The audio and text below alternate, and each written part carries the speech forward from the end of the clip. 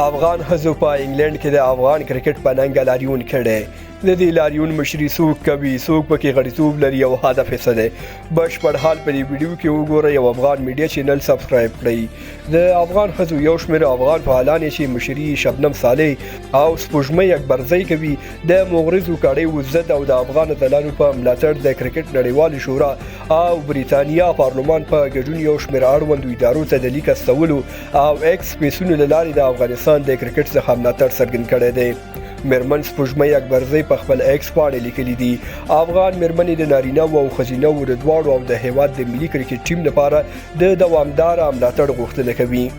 ښاغلې اکبرزۍ وړاندې لیکلي چې د جنګ سالارۍ او ویجاړونکي سیاست برعکس موږ ښځې په نړیوالې ټولنې غږ کوو چې د افغانستان ملاتړ وکړي او په دې هیواد کې د جنسیتي توپیر د له منځه وړلو او په رسمیت پیژندلو لپاره عملي ګامونه پورته کړي. د بشري حقوقو پوهانۍ غړي او د پوهنتون استاد شبنم صالحي بیا افغان لوبغاړي د خلکو ترمنځ د یووالي سمبول بولي او لیکي چې د دوی تحریمول هغه ملت منځوي کوي چې د مخه یې ستونزې زغملي دي.